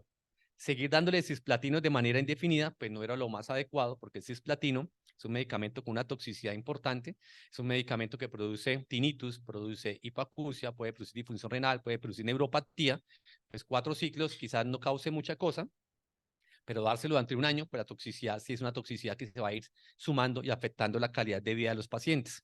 Entonces este esquema lo que dijo fue, coloquémosle pemetrexed cisplatino 4 ciclos y después de esos 4 ciclos coloquémosle o pemetrexed en mantenimiento, es decir, una dosis cada 21 días de ahí en adelante, o simplemente dejémoslo en lo que hacíamos antes, que era simplemente observarlo y nada más. Cuando se hizo esta parte de hacer el pemetrexed en mantenimiento, pues empezó a lograr esto, que los pacientes tenían una sobrevida en este momento, la sobrevida total estaba llegando a los 16.9 meses. Entonces pasamos de 6 meses a 16 meses. En 16 meses, pues, ¿qué no hemos hecho nosotros en los últimos año o año y medio? Y ya el tiempo comienza a ser mucho más importante y la calidad de vida de esos pacientes se empieza a ver que empieza a mejorar. Antes realmente lo que lográbamos era como una enfermedad estable, ahora sí estamos viendo que los pacientes, el tumor disminuye de tamaño, los síntomas respiratorios mejoran, muchas veces se le pueden quitar el oxígeno a estos pacientes y comienzan a alargar o mejorar un poquitico su sobrevida global. Y en ese momento, pues empezamos a darnos cuenta que el diagnóstico del cáncer de pulmón no es solamente por fibrobroncoscopia. Antes un paciente con cáncer de pulmón, la manera de diagnosticarlo era la fibro, la broncoalveolar, tumor y chao. Empezamos a darnos cuenta que necesitábamos ya realmente de los cirujanos. Necesitábamos de los cirujanos para obtener muestras y poder hacer una clasificación histológica. La patología comenzó a cambiar y comenzamos a darnos cuenta que el patólogo no podía diagnosticar solamente por microscopio, tenía que hacer un diagnóstico basado también en inmunohistoquímica y en pruebas moleculares para poder definir si era un adeno, si era un escamo o si era un tumor de células grande de origen pulmonar. Y empezamos a ver que la guerra pues ya no era tan sencilla, no era solamente como lanzar dardos a la loca, y empezamos a mirar que la manera de tratar el cáncer de pulmón podría tener muchas variaciones. Y esas variaciones eran estas. Cuando uno quiere ganar una guerra, pues lo que hay que hacer primero es destruir lo que es los suministros de alimentos, combustibles, electricidad y agua, que eso lo vimos en algún momento en la guerra de Irak, que se destruyeron los tanques de petróleo, y en este caso es bloquear la suplencia de nutrientes para el tumor. Existen otras vías como destruir las comunicaciones. En este caso empezamos a darnos cuenta que las células se comunican por dentro a través de quinasas, y hay que una serie de cascadas intracelulares, y que si detectamos cuál es la cascada celular que predomina en esa célula tumoral, pues probablemente podamos bloquearla y tener mejores resultados. Empezamos a darnos cuenta que también existen espías que asesinan de manera dirigida, y eso pues lo hemos visto en Latinoamérica en los últimos 70 u 80 años, y que inclusive más reciente ha salido, cómo algunos espías de algunas potencias pues llegaron y mataron ciertos personajes claves, y que eso hace que la guerra o que las cosas vayan cambiando a través del tiempo. Y por último, definitivamente toda guerra acaba con una guerra civil. Es decir, cuando la gente interna, o la gente de su propio país, o la gente que rodea al líder, pues es capaz de irse en contra de él y finalmente destruir o al tumor o destruir a su enemigo como tal. Y en esto, pues tenemos uno de los primeros medicamentos, que fue el uso de bevacizumab, que es un anticuerpo monoclonal que va dirigido contra el factor de crecimiento de endotelio vascular, y básicamente lo que buscaba el bevacizumab era bloquear toda la formación de nuevos vasos, bloquear la angiogénesis, y de esta manera bloquear la suplencia de oxígeno, la suplencia de nutrientes, aumentar todo lo que era el estrés oxidativo y finalmente favorecer la muerte celular. Y con esto, Roche, a través del uso del bevacizumab, que asoció el bevacizumab al esquema de premetexesis platino que ya teníamos como estándar de oro para este año, para el año 2014, empezamos a ver que cuando se asociaba el bevacizumab en la quimioterapia de inducción, 4 ciclos, cuando se asociaba el bevacizumab en la quimioterapia de mantenimiento, la sobrevida comenzaba a subir a los 19.8 meses. Es decir, cada vez íbamos ganando tiempo, y desde el año 1995 hasta el año 2014, en aproximadamente 20 años, hemos pasado de 6 meses a casi ya 20 meses de sobrevida en este grupo de pacientes. Sin embargo, las cosas comenzaron a ir creciendo. Comenzó la investigación en biología molecular, lo que en mi época llamaban despelucar la mitocondria, y que nadie nos paraba bolas cuando uno quería leer sobre el tema. Empezó a hacer como toda su boom y toda su explosión de información. Y empezamos a entender que las células tumorales, o que el tumor, no es un mismo paquete de células. Antes creíamos que el cáncer de pulmón o el adenocarcinoma era un mismo grupo de células. Hoy nos hemos dado cuenta que realmente la masa del cáncer de pulmón incluye muchas células. Tenemos unas células predominantes, las rojas, tenemos otras células menos frecuentes, las verdes, otras las grises, y que muchas veces estas rojas son las que detectamos cuando hacemos la biopsia, y estas células rojas, cuando se le hacen mecanismos de secuenciación, logramos detectar que probablemente tiene una mutación driver o una mutación que está dirigiendo el tumor. Cuando tratamos el cáncer de pulmón o cualquier otro tipo de cáncer, estos pacientes tienden a responder rápidamente a la quimio. Estamos destruyendo las células rojas, pero cuando destruimos las células rojas, las otras se encuentran en el espacio para comenzar a crecer y comenzar a hacer nuevamente la masa tumoral y a hacer metástasis. Por eso muchas veces los oncólogos somos cansones y pedimos biopsias de pulmón a cada rato. Pero si este paciente tiene un cáncer de pulmón y ahora está creciendo, ¿para qué le quiere pedir otra biopsia? ¿Será que usted cree que tiene otro cáncer diferente? No, la razón es que muchas veces en la biopsia inicial hay una mutación driver. Cuando el tumor comienza a crecer después de un tratamiento, es porque esa clona tumoral es diferente a la inicial y el tratamiento que podamos ofrecerle a ese paciente va a ser diferente. Y si sabemos qué clona tumoral es, mejores resultados le vamos a poder ofrecer al paciente. Entonces, en esto empezamos a hacer estudios moleculares y empezamos a ver que hay una serie de mutaciones. Entre esas salieron las mutaciones de GFR. Esta mutación de GFR se encuentra más frecuente en la población asiática, un poco menos en la población europea y americana. Y como nosotros somos una mezcla de asiáticos y americanos, básicamente por lo que fue la población de América del Sur en la época en que se colonizó, no tanto se colonizó, sino que se pobló América, hace que nuestra población sea un poco diferente. Entonces, en este caso, tenemos un EGFR no mutado, donde el factor de crecimiento epidérmico requiere de un ligando. Ese ligando se une al receptor y el receptor se activa acá en el dominio de tirosina quinasa y activa una serie de cascadas intracelulares.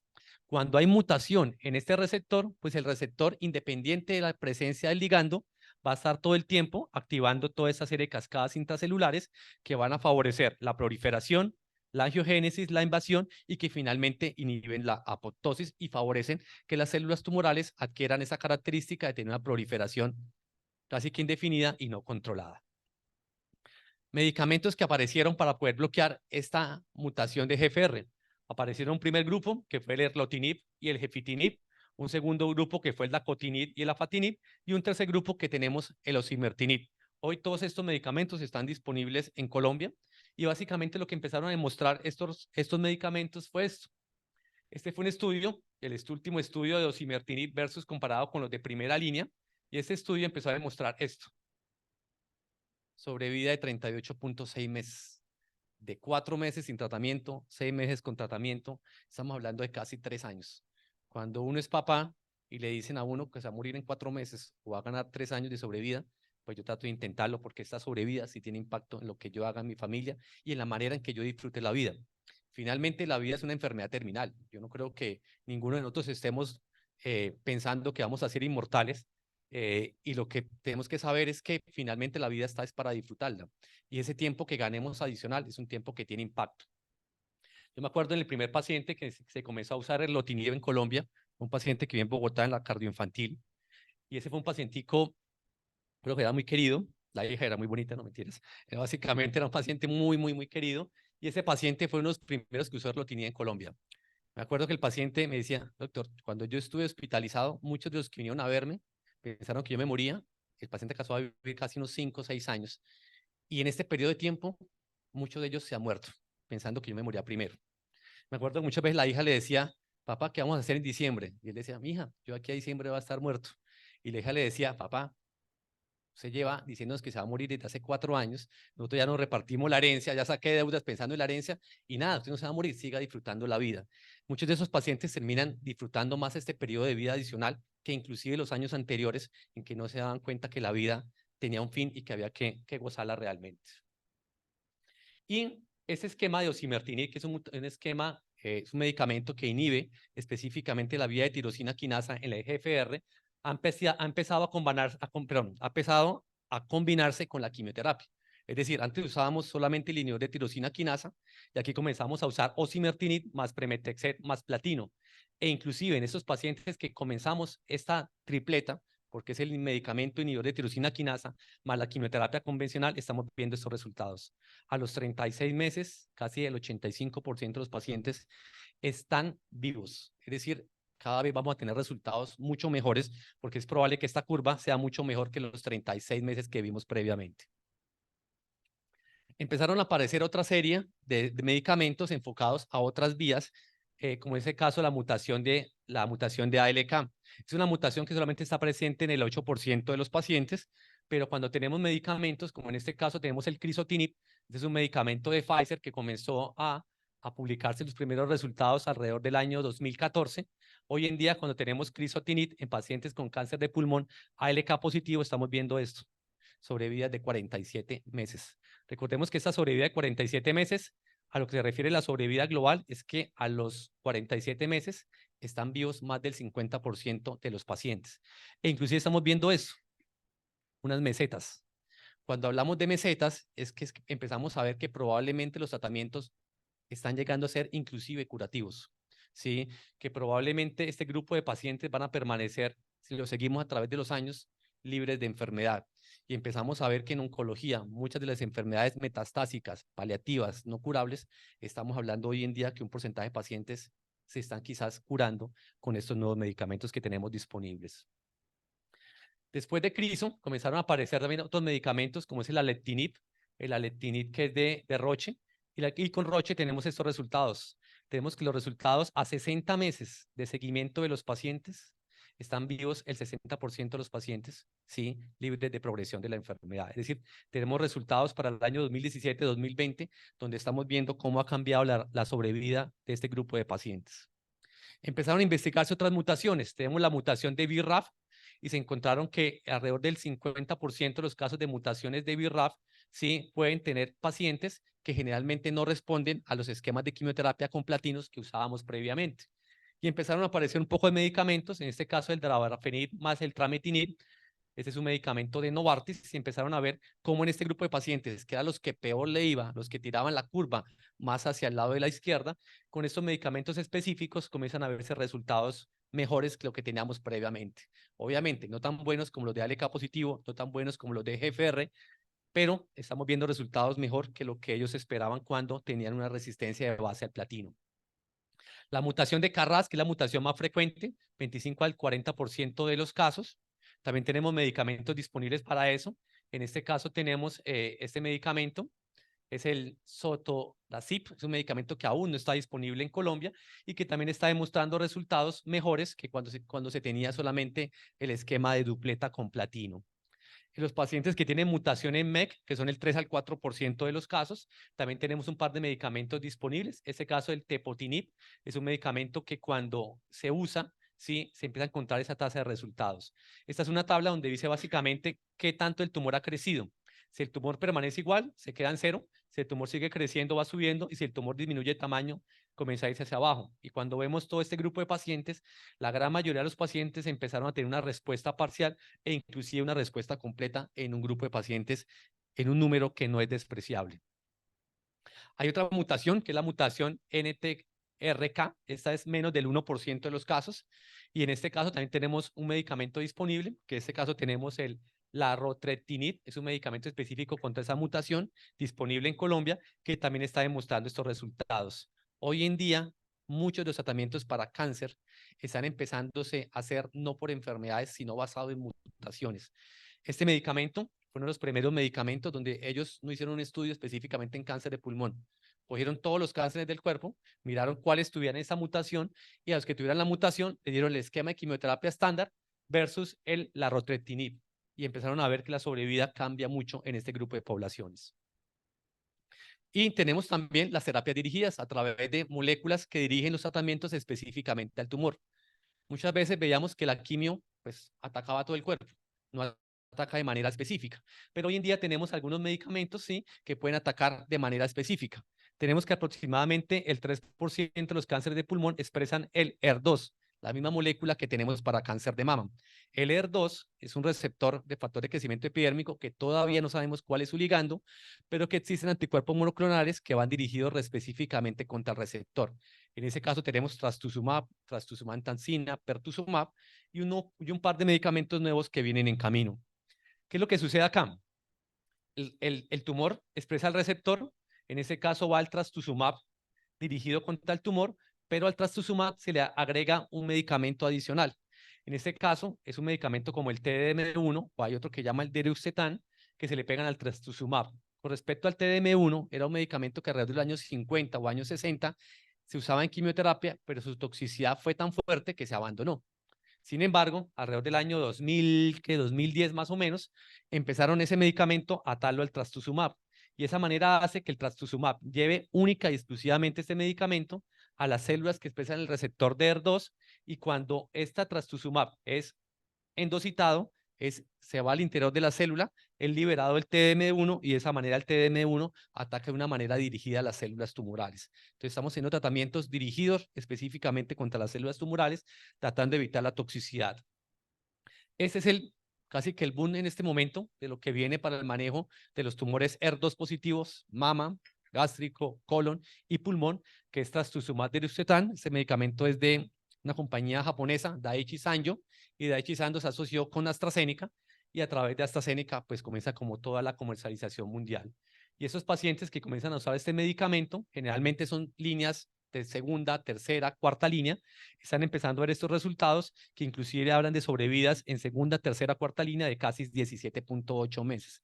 Es decir, pacientes que han recibido un primer esquema de quimio, un segundo esquema de quimio y este para un tercero, 17 meses. Esto estamos hablando que los pacientes con esta expresión de ese receptor puedan quizás tener sobrevidas de 4, 5 o 6 años. No solamente existe este medicamento, hay otros medicamentos disponibles, el neratinib, el afatinib en algunos casos, el TDM1 que está disponible en Colombia y que está empezando a ver estas sobrevidas usándose en líneas posteriores, no en primera línea, sino en segunda, terceras o cuartas líneas. Y finalmente, toda guerra acaba a través de la inmunoterapia. Sí, toda guerra finalmente, hasta que su propia población no se dé cuenta cómo son sus líderes, finalmente no termina todo el conflicto. Y finalmente, pues con esto apareció muchos medicamentos.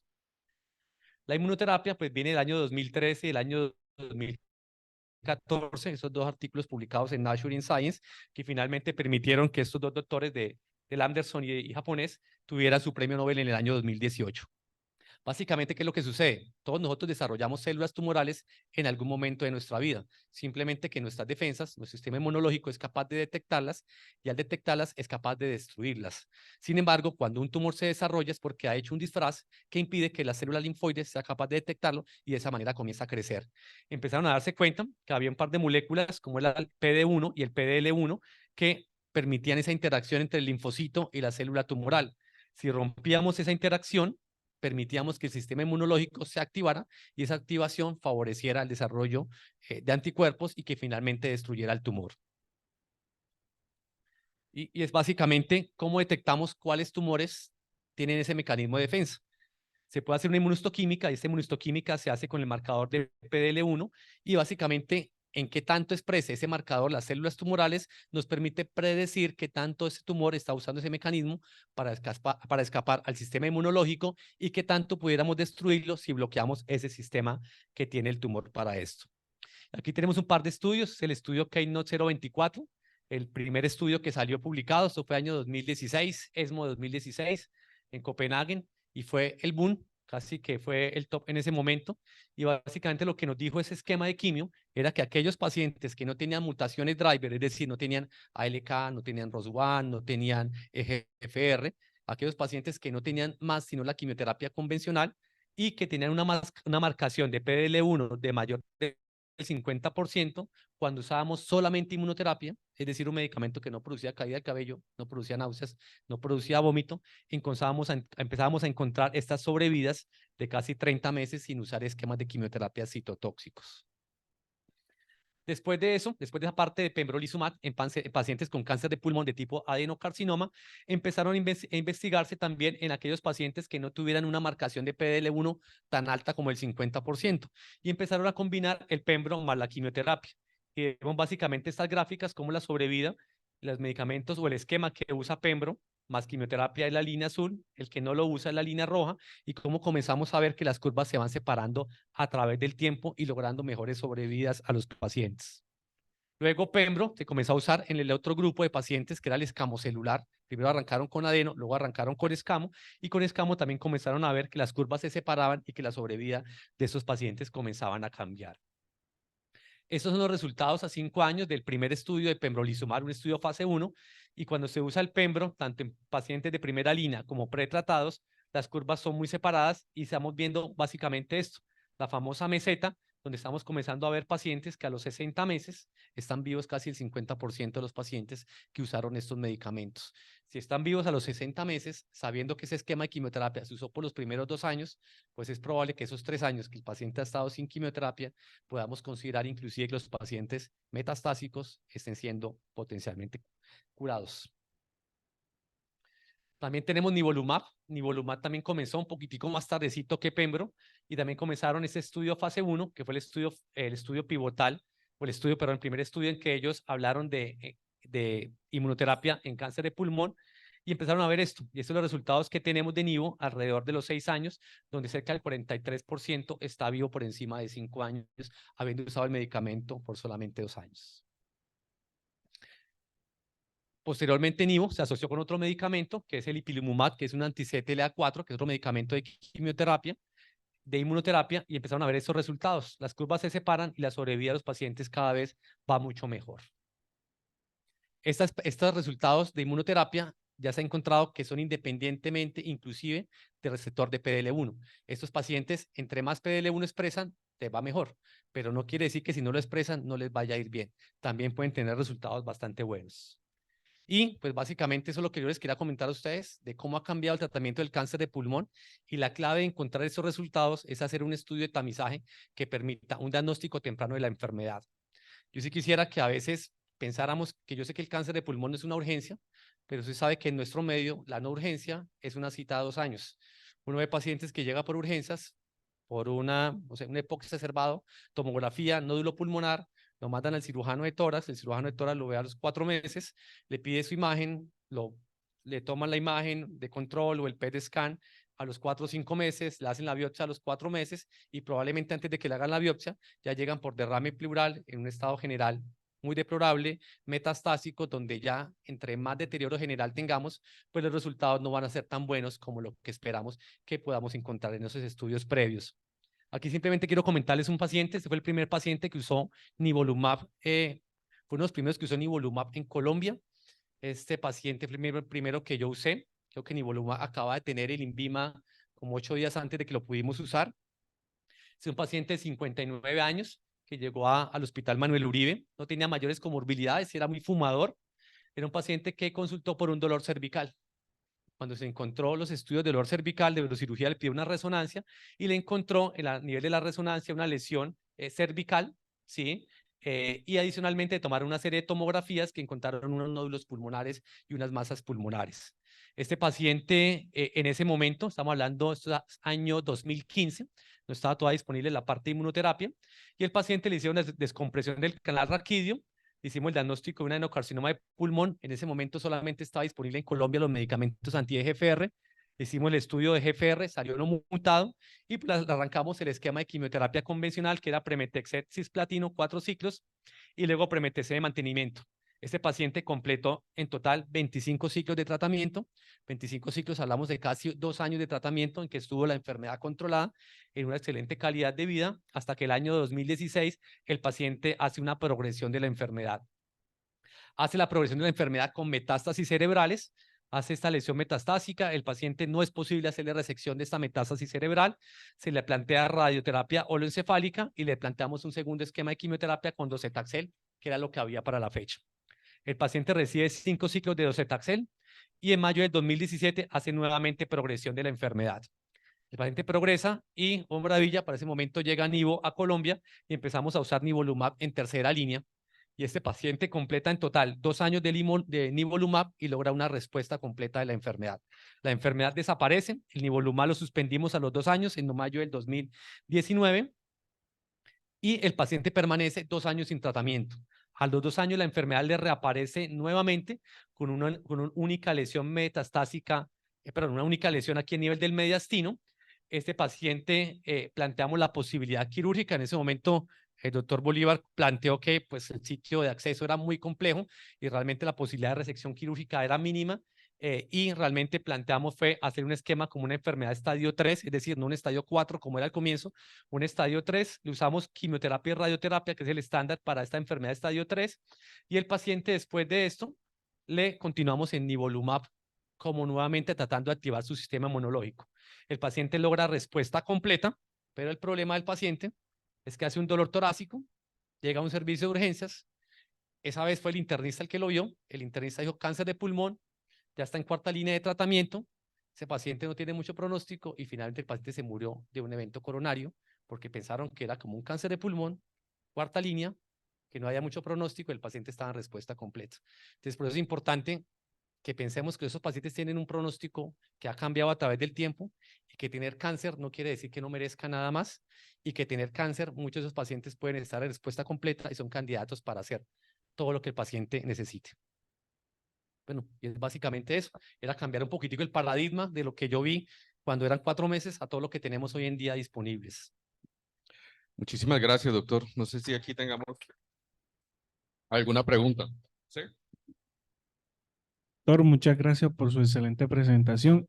A manera de pronto de información, de chisme, por decirlo así, el costo alrededor promedio de estas terapias, inmunoterapias y de todo esto, Obviamente ese costo ha venido subiendo. Cuando salió Erlotinib, llegó a Colombia año 2007, llegó Erlotinib a Colombia. En ese momento, pues obviamente la evaluación nuestra ha sido importante. Estamos alrededor de los 5 millones. Hoy en día el estándar para EGFR mutado no es Erlotinib ni Gefitinib, es Osimertinib, que es el medicamento que tiene mayor eficacia con mayores resultados. El Osimertinib puede estar al mes alrededor de los 20, 22 millones de pesos más o menos. ¿Sí? Los medicamentos de inmuno, Pembro, yo creo que está alrededor de los 18, Nivo e IP, ¿alrededor de qué precio tenemos Nivo e IP más o menos el mes?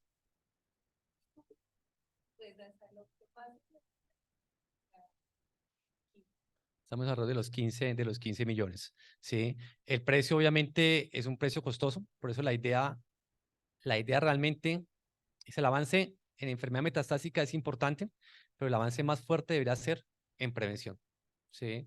Colombia por lo menos implementó el estándar de no fumar en los sitios públicos.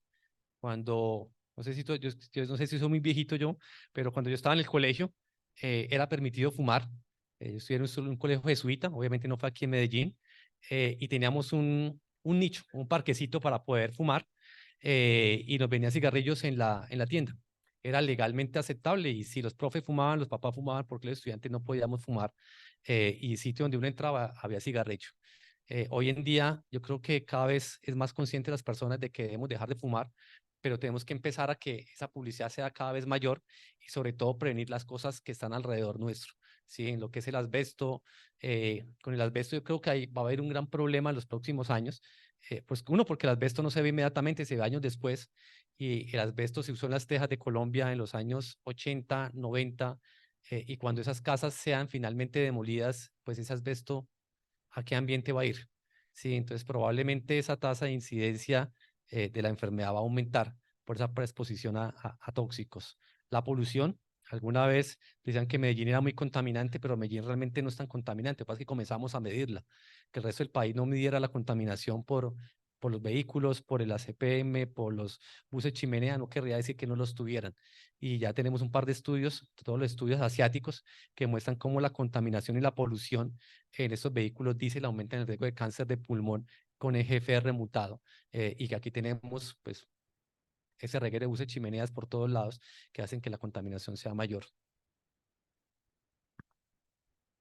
Doc, muchísimas gracias por la charla. La verdad me pareció muy interesante ese recorrido histórico que realizaste con las terapias y cómo han venido evolucionando y mejorando pues esa supervivencia.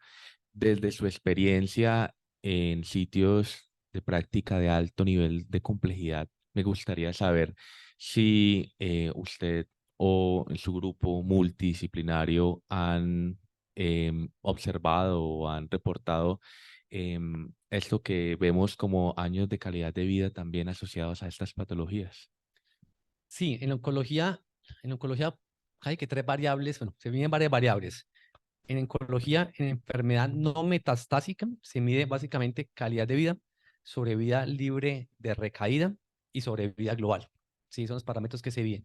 En enfermedad metastásica, entonces se mide sobrevida libre de progresión, sobrevida global y calidad de vida. La calidad de vida es un tema que es muy complejo de medir y muy subjetivo. ¿Cuántas escalas de calidad de vida existen? No tengo ni idea, pero cada artículo acomoda y cada investigador acomoda a lo que quiere mostrar. La calidad de vida se ha cambiado mucho con la parte del inmuno y con la parte de los medicamentos orales de inhibidores de tirosina quinasa. Con la parte del inmuno, pues la ventaja es que la inmunoterapia, la toxicidad realmente es mínima. Los pacientes generalmente arrancan la inmuno, uno, pues no produce caída de cabello, las náuseas, aunque están descritas en los estudios, es mínima lo que tienen de náuseas. No producen inmunosupresión, antes producen es inmunoactivación. ellos tienden a desarrollar uno de los síntomas frecuentes, es el prurito, ¿sí? Pues rascarse, ¿cuántos de nosotros nos rascamos todos los días? Pero pues no es un prurito severo, realmente es un prurito leve, y cuando está como molesto, pues su antihistamínico no se le niega a nadie. Pueden hacer diarrea en algunos casos entre la semana 12 hasta la semana más o menos entre la 12 y la 20 pueden hacer algo de diarrea, pero lo mismo, generalmente se maneja con loperamida, en algunos casos alguito de corticoides, pero pues no es algo que, no es una diarrea profusa, es 1 o 2 deposiciones al día. Hace muy frecuentemente hipotiroidismo, sí, es uno de los eventos que producen, pero pues el hipotiroidismo existe la levotiroxina y eso pues es un medicamento adicional y que no tiene mayor dificultad. Casos severos de inmunoterapia, sí he tenido, e inclusive se habla que entre más eventos inmunomediados tengan, mejor va a ser la respuesta del paciente. Yo creo que el caso más severo que he tenido fue una paciente que hizo una colangitis esclerosante por inmunoterapia. Tenía un cáncer de pulmón, si no me equivoco, entró en respuesta completa, pero con una colangitis esclerosante no candidata a trasplante. Y finalmente falleció. Tenemos un paciente, creo que es un suizo que tiene minas aquí en Colombia. No sé si el cáncer de pulmón lo adquirió por fumar tanto o por estar metido en las minas. Y este paciente hizo una neumonitis intersticial, hizo una glomerulonefritis, hizo un hipotiroidismo. Después, como el 7º ciclo de tratamiento, no me acuerdo si recibió, creo que recibió pembrolizumab en ese momento. El paciente hizo una neumonitis intersticial tan severa que estaba con máscara de no reinhalación, pero a punta de corticoides, micofenolato, salió. El tipo es un tipo guerrero y el tipo comenzó cada vez a salir, a caminar, se ponía su meta, ya con su bala de oxígeno. Hoy en día el paciente ya lleva 4 meses sin inmunoterapia, pero 4 años sin inmunoterapia, libre de enfermedad. ¿Sí? La enfermedad desapareció completamente, era metastásico y el paciente ya hoy en día respira normal sin necesidad de oxígeno. Una paciente que nos hizo una meningitis aséptica, obviamente eso no es lo frecuente, es una meningitis aséptica y lo cierto es que esos pacientes hacer efectos inmunomediados con corticoides se mejoran fácilmente. Entonces es uno, invitarlos a ustedes como médicos de familia e invitar a los médicos que trabajen en urgencias a que muchos de esos pacientes van con la historia clínica a urgencias. Es simplemente mirar en PubMed o mirar en cualquiera de esas aplicaciones cuáles son los posibles efectos adversos que pueden tener, porque ellos pueden tener hipotiroidismo, pueden tener falla suprarrenal, pueden tener un panhipotiroidismo, una neumonitis, y que a veces si uno no sabe que lo puede producir, no lo va a sospechar. O sea, un paciente que le diga a uno, yo tengo una TSH de hace 8 semanas normal, y pensar que hoy tenga un estado mixedematoso, pues no lo piensa cualquiera, pero en estos pacientes puede suceder. ¿Alguna otra pregunta por acá? Doctor, yo tengo aquí en el chat un par de preguntas. Excelente presentación, muy completa, profe. Se sabe que para mesoteliomas peritoneales tenemos quimioterapia intraperitoneal. ¿Se está estudiando la posibilidad de hacer alguna terapia a nivel pleural? Mesotelioma, pues mesotelioma es terrible. Mesotelioma, realmente los resultados con mesotelioma son muy pobres, tremendamente pobres. El esquema de quimioterapia de mesotelioma es Pemetrexed cisplatino, y en este momento hay buenos estudios con nivolumab en mesotelioma, sin embargo, pues no tienen registro INVIMA. El mesotelioma, al no ser tan frecuente, al no ser tan frecuente, hace que la inclusión en estudios clínicos no sea tan fácil, y por eso los estudios fase 3 no es que abunden y realmente no tenemos una opción realmente eficaz.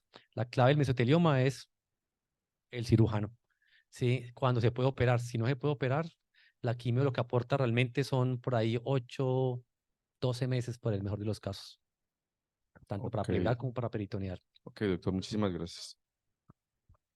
Respecto a eso, ¿la inmunoterapia es braquiterapia? No. No, es La diferente. inmunoterapia es demostrarle al sistema inmunológico cómo reconocer las células tumorales. La braquiterapia es ya básicamente con radiación, ¿sí? Y existe, digamos, para pacientes con cáncer de pulmón, braquiterapia de tipo permanente. No, existen algunos casos, algunas veces se ha hecho, y es colocar braquiterapia a nivel bronquial. Entonces, por ejemplo, el cirujano de tórax entró, operó el tumor, y el cirujano de tórax dice, mire, a ojo yo lo saqué al 100%. Y el patólogo nos daña el paseo porque nos dice que el borde bronquial quedó comprometido. Entonces dice uno, tenemos una enfermedad localizada solamente en el borde quirúrgico, no tenemos metástasis, generalmente le hacemos quimio o le hacemos radio, pero muchas veces se puede implantar braquiterapia a nivel bronquial como para mejorar los resultados. En Colombia la disponibilidad de braquiterapia endobronquial no es sencilla, porque es que para usar braquiterapia necesitamos sitios que tengan el aval de Ingiominas, porque significa tú tener el hisopo radioactivo, y el hisopo radioactivo debe conservarse en un espacio completamente sellado, cerrado, y fuera de eso hay una cámara que está vigilando, porque pues eso es una fuente de radiación, una fuente que puede ser usado en temas terroristas y que tiene que tener un control estricto. O sea, casi que eso tiene código, claves, etcétera, cámara y vigilancia internacional por ese tema. Perfecto, gracias. Y aquí tengo otra, doctor. No sé si esta sea para el doctor Zapata o para ti. Habla si quisiera saber su opinión acerca del uso de inteligencia artificial en el tamizaje de cáncer de pulmón. ¿Qué te pasó? El doctor, pues creo yo que es el que más maneja el tema de inteligencia artificial en Colombia, es el doctor, es oncólogo en Bogotá, ahora se me Luis escapa el Eduardo nombre. Pino. El doctor Pino, exacto. Y él tiene algunos programas donde se está pues como intentando implementar el uso de inteligencia artificial, y es muy válido sobre todo en la selección de poblaciones de riesgo. Y es muy sencillo, ¿cierto? Es un aparatico, hace una encuesta telefónica y por medio de una selección de preguntas, pues logra hacer selecciones de selección de población de riesgo. Sería ideal poderlo implementar, ¿cierto? Pero tampoco es un tema que sea fácil de Sí, implementar. hay muchas cosas. Una es el coeficiente sociocultural colombiano, que a veces no es sencillo. Recordemos que aquí el 90% de la gente lee, pero no entiende lo que lee. Entonces, no es tan sencillo que si lo comparas con algunos países europeos. Por ejemplo, en tamizaje de cáncer de colon en Europa, muchas veces lo que hacen es que al paciente o a la persona le llega cada año su cajita al correo, simplemente recoge su materia fecal, coge la cajita, la envía por correo y le hacen el tamizaje de cáncer de colon, ¿sí? Tratando de buscar sangre humana en heces fecales. Entonces, eso en una población educada, consciente de su estado de salud, pues es más sencillo.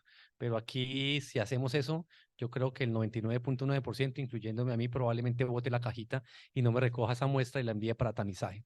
Entonces, si a uno contesta el teléfono, y así como el estilo de Concel, que lo llama, donde claro, que lo llama uno al mediodía y le empieza a vender cosas y me contesta un aparato ahí preguntándome un poco de información, pues probablemente no termine contestándola.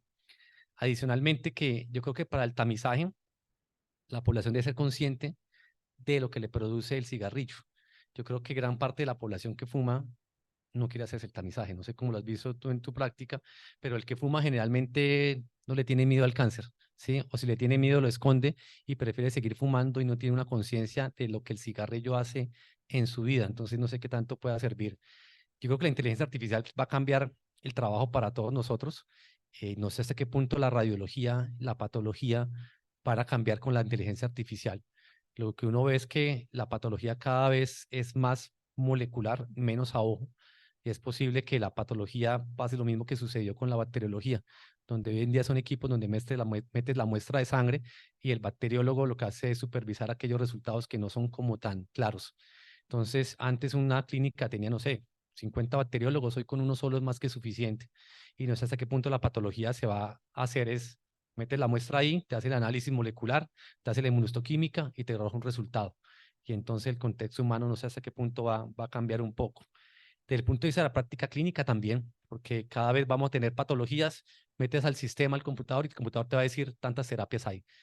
Esto ha avanzado tanto que ya conocer uno toda la información del tratamiento a veces no es sencillo, porque cada vez va a aparecer más información que te dicen, si tiene esta mutación y tiene tiene esta, mejor este medicamento. Entonces, cada vez la información va a ser tan pesada que vamos a requerir de esos sistemas que nos ayuden, porque la memoria, pues por lo menos la memoria, uno con el tiempo pues no es capaz de almacenar toda esa cantidad de información. Bueno, muchísimas gracias, doctor. Muchísimas gracias también tuvimos casi 170 personas conectadas o acompañándonos en esta sesión. Nos vemos en 15 días. Muchísimas gracias. Voy a tomarme la vocería de la Asociación Colombiana de Medicina Familiar, que desafortunadamente el doctor no pudo estar hoy esta noche, pero en nombre de la asociación, en nombre de nuestra compañía, muchísimas gracias. Para nosotros es muy importante generar estos espacios académicos. Ustedes son hoy, bajo el sistema de salud, un actor supremamente importante y bajo los cambios que se proyectan van a ser muy importantes en toda esa dinámica de la ruta del paciente, bien sea desde su punto de vista o su experiencia o en consulta o en